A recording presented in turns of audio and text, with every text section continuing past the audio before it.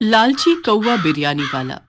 पिता के गुजर जाने के बाद रमेश ने अपने पिता की चिकन बिरयानी की दुकान संभाल ली थी। रमेश की दुकान गांव के बीचों बीच थी, जहां रमेश अपने हाथों से चिकन बिरयानी बनाकर बेचता था। इन दिनों रमेश का कारोबार बहुत चलने लगा था। एक दिन रमेश अपनी दुकान में बैठा था। उस समय उसकी दुकान में कई सारे ग्राहक बैठे बिरयानी खा रहे थे। अरे वाह, आज भी मेरी काफी कमाई हो गई है। लगता है लोगों को मेरे हाथ की बिरयानी खाकर बहुत मजा आ रहा है। तभी तो हर समय मेरी दुकान में इतनी भीड़ लगी रहती है। तभी आनंद नाम का आदमी रमेश की दुकान में आता है। अरे रमेश भाई, 1 किलो बिरयानी पैक कर देना। हाँ हाँ, अभी कर देता हूँ। रमेश बिरयानी के बर्तन से बिरयानी निकालता है, पर बिरयानी केवल 2 किलो ही थी। सारी बिरयानी खत्म हो चुकी थी। आनंद भाई, बिरयानी तो केवल 2 किलो ही बची है। आज सारी बिरयानी खत्म हो गई। अच्छा चलो, 2 किलो ही दे दो। रमेश आनंद को 2 किलो बिरयानी देता है। आनंद वो बिरयानी लेकर वहां से चला जाता है। तभी रमेश अपनी दुकान में देखता है, उसकी दुकान की सारी मुर्गियां भी खत्म हो चुकी हैं। अरे, मुर्गियां भी सारी खत्म हो चुकी हैं। अब मैं बिरयानी कैसे बनाऊंगा? चलो, मैं तुरंत जाकर कालू भाई से मुर्गियां लेकर आता हूँ। शाम होते ही रमेश दुकान बंद करके उसी गांव के एक कालू मुर्गी वाले के पास जाता है। ये लीजिए कालू भाई, 4,000 रुपए, और मुझे अच्छी वाली 12 मुर्गियां दे दीजिए। रमेश भाई, 12 मुर्गियों के 4,000 रुपए नहीं, बल्कि 10,000 रुपए लगेंगे। पर मैं तो रोज 4,000 रुपए में 12 मुर्गे आपसे ले जाता हूँ, फिर आज 10,000 रुपए के कैसे? वो इसलिए कि मुर्गियों के दाम आज से बढ़ गए हैं। मुझे खुद इतने महंगे दाम में मुर्गियां मिली हैं। अब 10,000 में लेना हो तो लो, वरना अब जाओ यहां से। अरे ये क्या, अचानक से मुर्गियों के दाम इतने बढ़ गए? अब मैं दुकान में बिरयानी कैसे बेचूंगा? रमेश भाई, जब मुर्गियों के दाम बढ़े हैं तो आप अपनी बिरयानी के दाम भी बढ़ा लीजिए। इससे आपको कोई नुकसान भी नहीं होगा। चलो ठीक है, आप 5 मुर्गियां दे दो। रमेश 5 मुर्गियां खरीद कर अपने घर आता है। देखते ही देखते सवेरा हो जाता है। तभी रमेश अपनी दुकान के बाहर एक बोर्ड लगा देता है, जिस पर लिखा था कि अब बिरयानी 1 किलो 400 रुपए की मिलेगी। ये बोर्ड पढ़कर कई सारे ग्राहक वहां से वापस चले जाते हैं। ये देखकर रमेश परेशान हो जाता है। शाम तक रमेश की दुकान में एक भी बिरयानी खाने नहीं आया। अरे ये क्या, आज तो एक भी ग्राहक मेरी दुकान में बिरयानी खाने नहीं आया। अरे ऐसे तो मेरा बहुत नुकसान हो जाएगा। तभी आनंद फिर से रमेश की दुकान में आता है। उसकी नजर जैसे ही बोर्ड पर पड़ती है, वो वहां से जाने लगता है। तभी रमेश आनंद को आवाज लगाता है।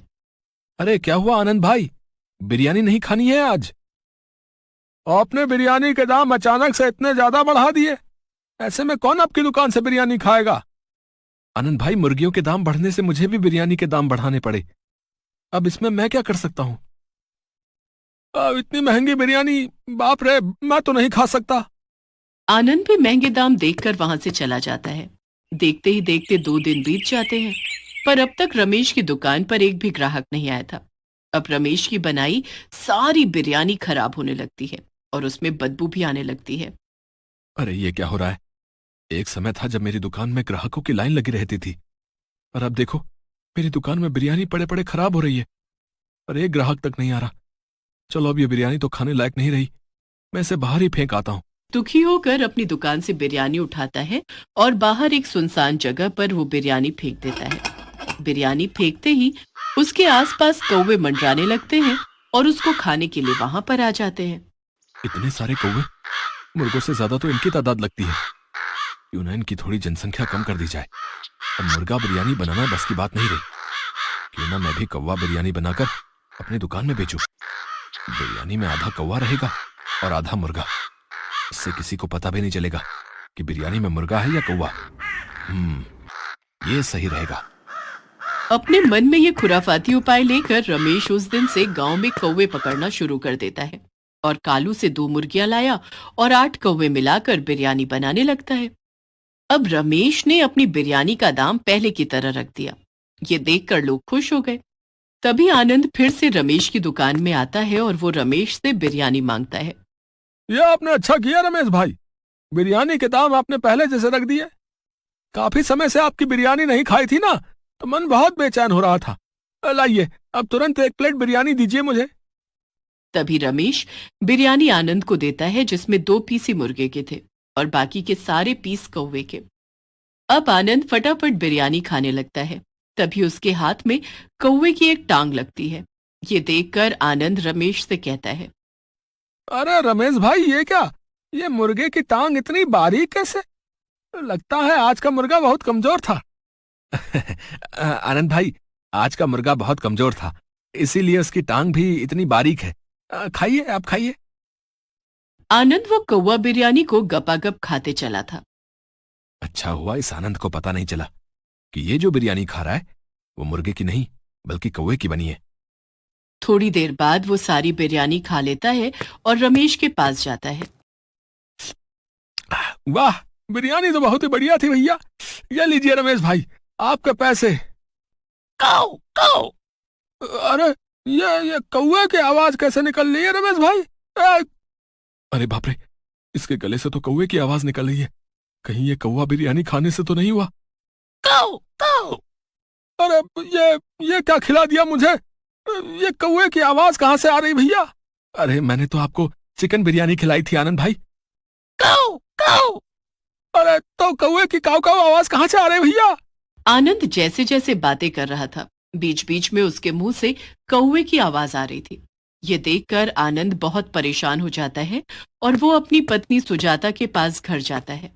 सुजाता आनंद के मुंह से कौवे की आवाज सुनकर हैरान हो जाती है।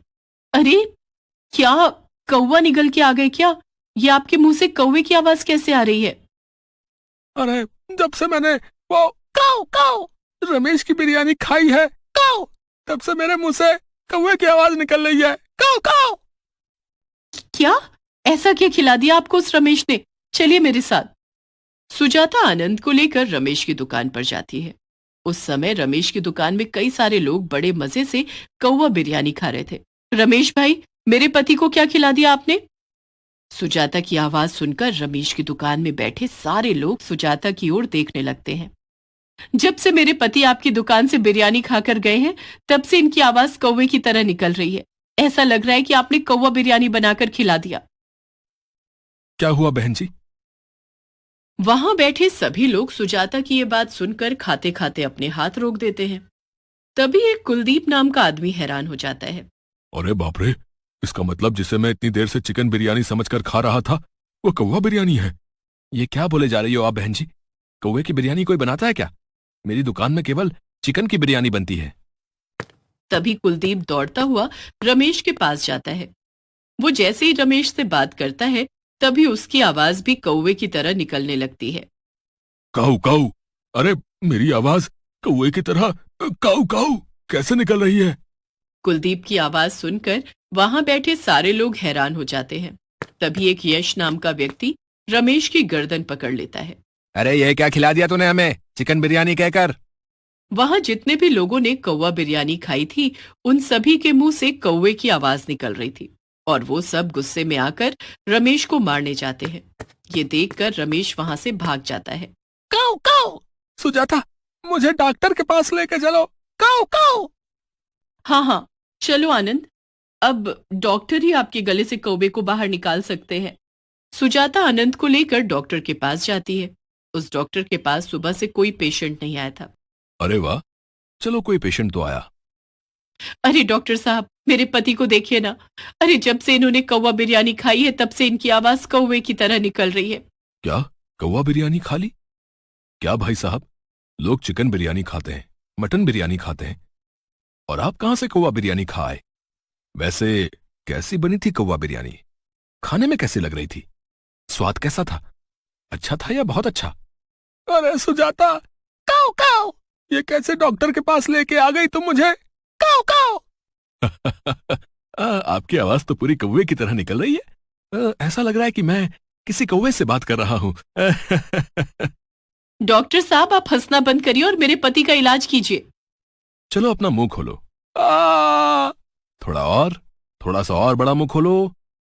अरे काऊ काऊ, अब क्या मुंह के अंदर बैठ जाएंगे क्या? काऊ काऊ। बाप रे बाप, क्या हुआ डॉक्टर साहब?